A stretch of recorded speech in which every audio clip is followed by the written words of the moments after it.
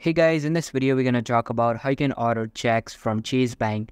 So make sure to watch this video till the end and let's get started.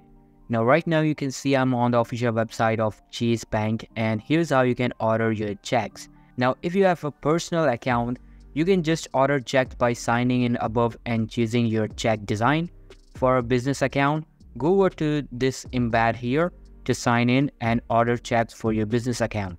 Check pricing and discounts. Based on the product type, we will tell you the price and any available discount before you submit the check order. Changing your address, you can change the address that appears on your check during the ordering process. This won't change your mailing address in our system. Please go to chase.com/update to change your mailing address to keep your information up to date. You can also order both personal and business account checks by going over to the Chase branch. And this is basically how you can order checks over on Chase Bank. So that's all for today's video. Hope you liked the video. I'll be meeting in the next one. See you soon. Bye.